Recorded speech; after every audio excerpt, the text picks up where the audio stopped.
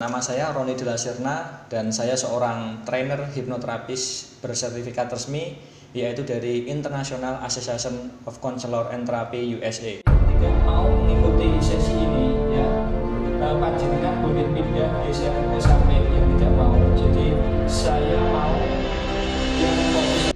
Jadi kali ini saya akan membongkar semua trik-trik atau semua bagaimana caranya kita melakukan hipnoterapi dan gendam jalanan itu bisa terjadi. Oke, hipnotis atau hipnoterapi itu bisa terjadi apabila memenuhi 5 syarat atau 5 unsur. Yang pertama adalah preinduksi, yang kedua adalah induksi, yang ketiga adalah deepening, yang keempat adalah sugesti, yang kelima adalah terminasi. Baiklah, kita akan membahas satu persatu dari bagian-bagian unsur tersebut.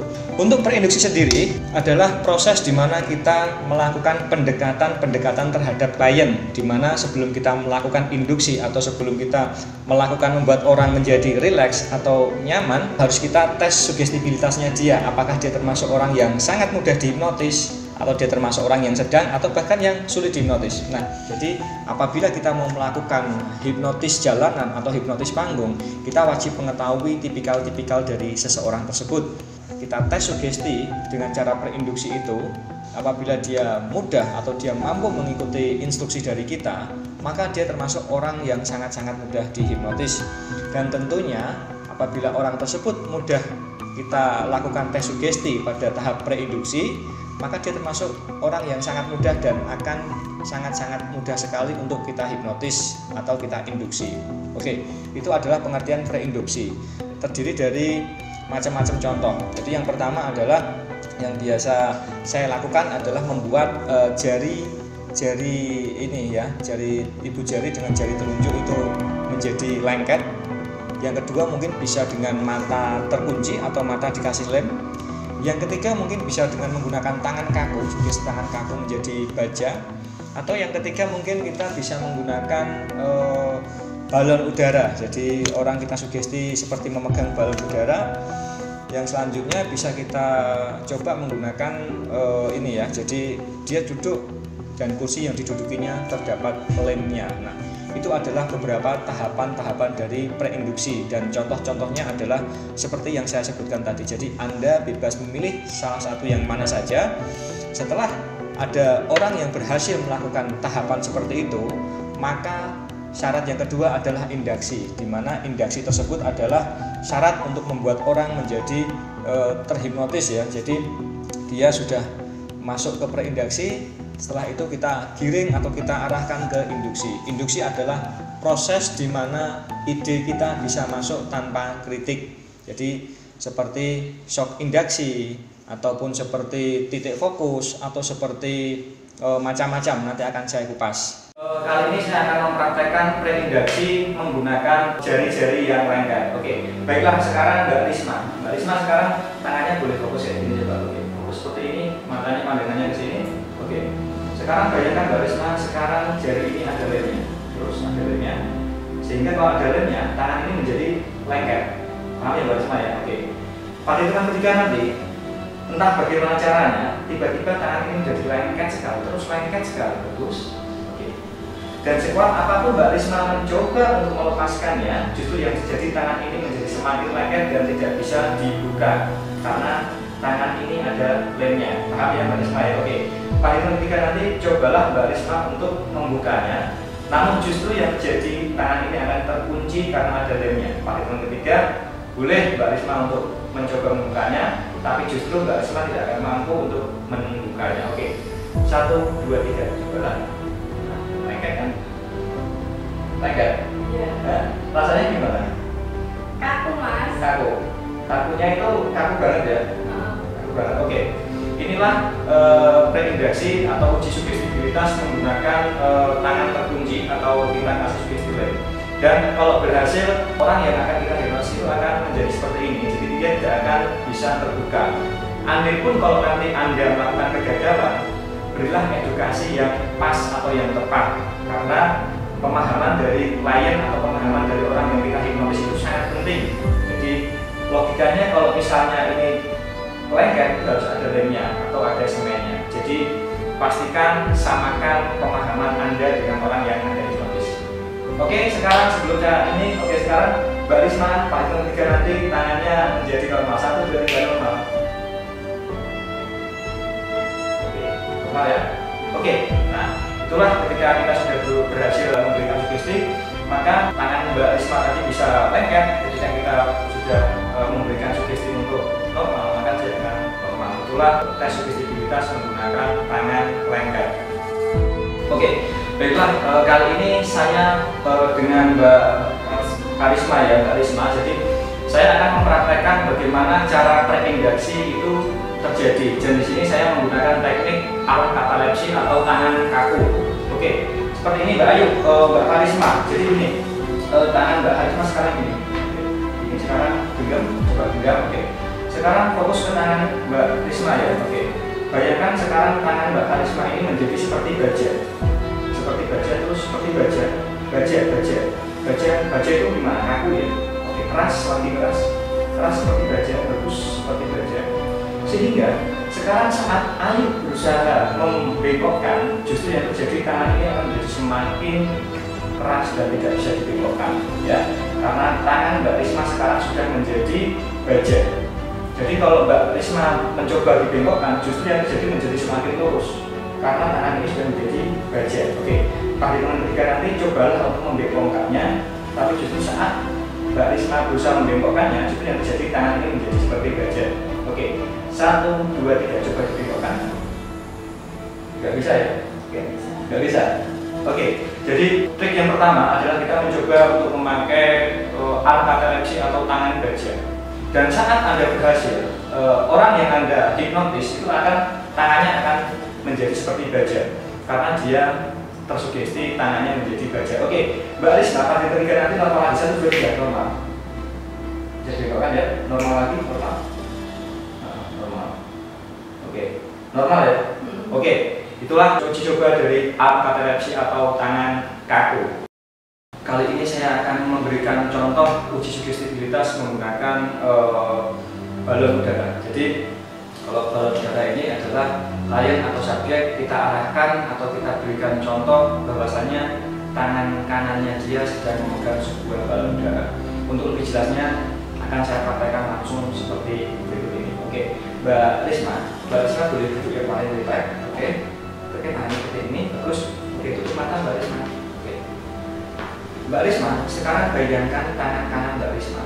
Bayangkan tangan kanan Mbak Risma sedang memegang sebuah balon udara yang sangat-sangat besar sekali. Terus, sehingga tangan kanan Mbak Risma akan menjadi ringan sekali dan terangkat naik ke atas karena terangkat dari balon udara tersebut. Rasakan sekarang tangan kanan Mbak Risma mulai perlahan-lahan terangkat ke atas, perlahan-lahan karena tertarik dari balon udara tersebut. Rasakan semakin ringan dan terangkat naik ke atas. Dan mulai sekarang perlahan-lahan tangan kanan Mbak Risma mulai naik ke atas terus, naik ke atas terus, naik ke atas terus, semakin naik ke atas terus, semakin naik ke atas terus. Dan sekarang anehnya tiba-tiba tangan kiri Mbak Risma pun mulai naik ke atas. Ikuti tangan kirinya mulai naik ke atas terus. Oke, terus naik ke atas, terus naik ke atas terus. Oke. Sekarang stop pakai terus seperti ini. Stop. Sekarang dengarkan sugesti saya Mbak Risma. Mbak Risma, pada hitungan ketiga nanti bayangkan tangan kiri Mbak Risma saya kasih batu bata yang sangat besar sekali, dan yang tangan kanan Mbak Risma, tangan kanan Mbak Risma saya kasih balon udara yang sangat besar sekali, dan tangan kiri Mbak Risma saya kasih balon atau saya kasih batu bata yang sangat besar sekali. Oke, sekarang stop.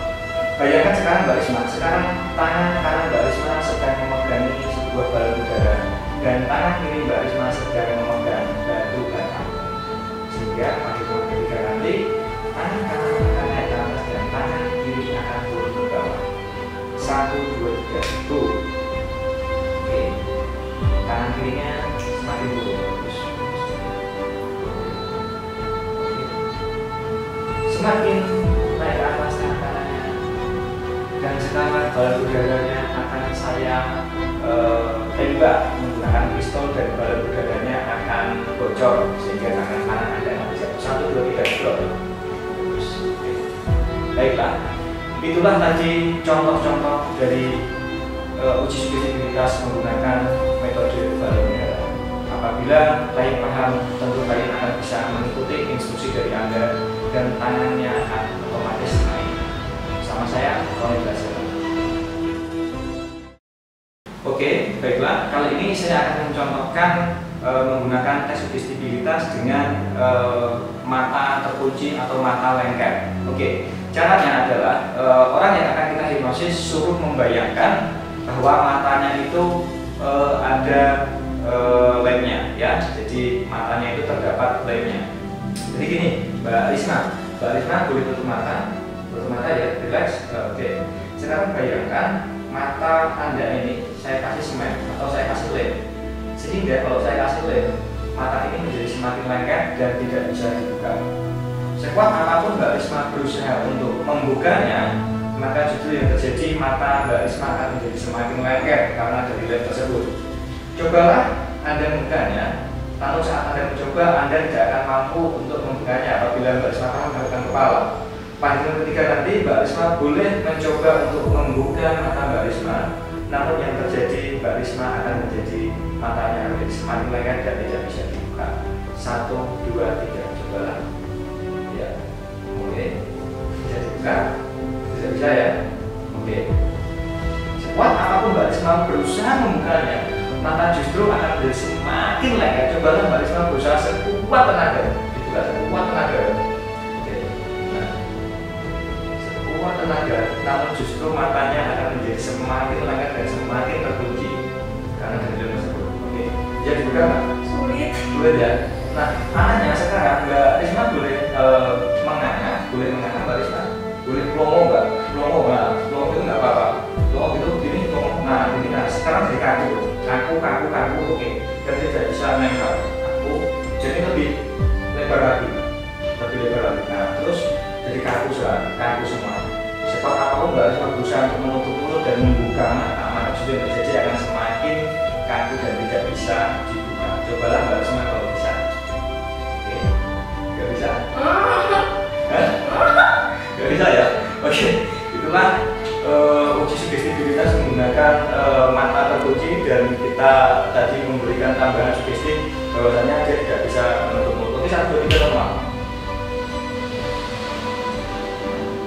Oke, baiklah.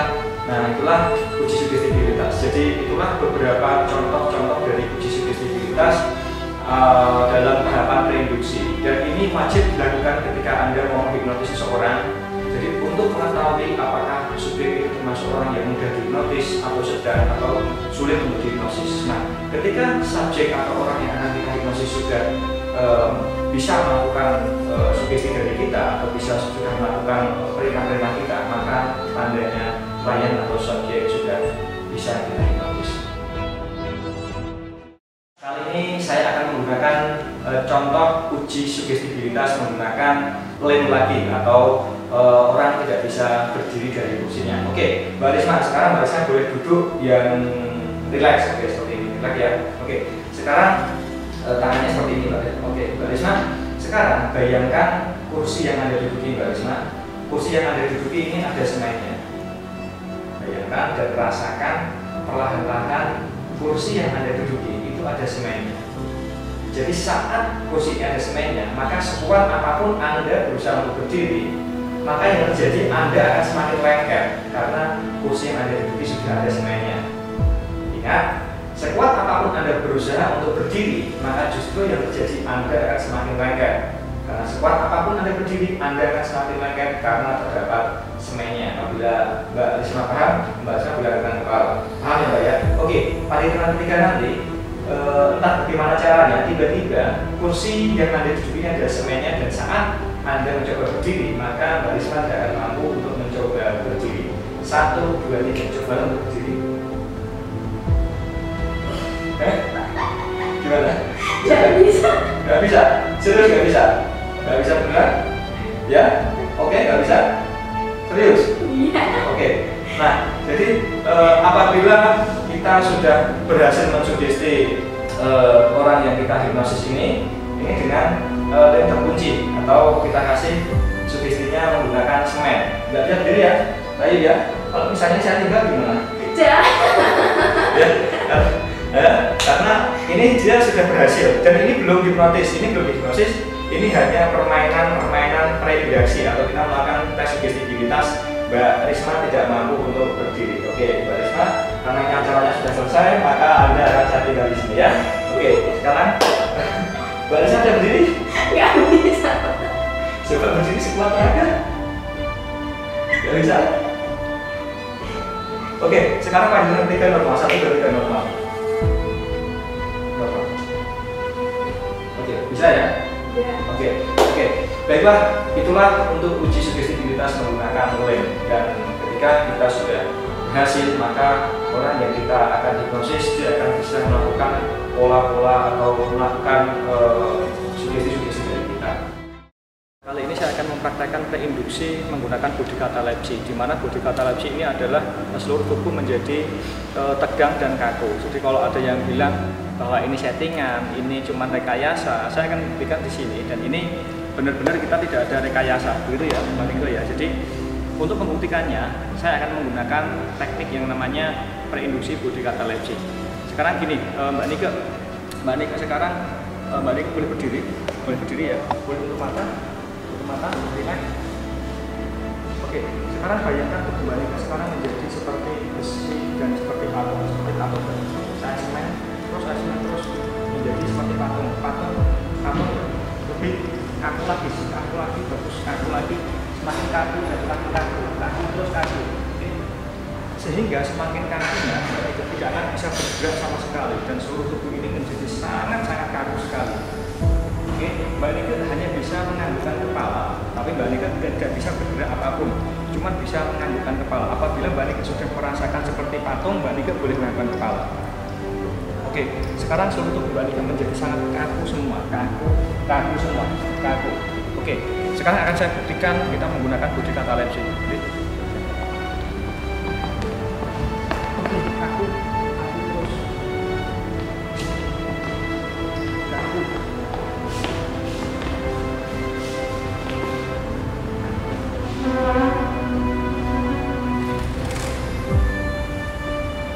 Oke. Jadi ini sudah membuktikan bahwasanya kalau kita misalnya dalam keadaan sadar, kita tidak akan bisa melakukan trik seperti ini, karena ini murni hanya bisa dilakukan dengan menggunakan body catalepsy, dan Mbak Nike ini sangat kaku sekali dan sangat keras sekali. Oke ya. Nah, inilah body catalepsy. Jadi orangnya sangat kaku sekali. Oke, dan akan kita normalkan kembali.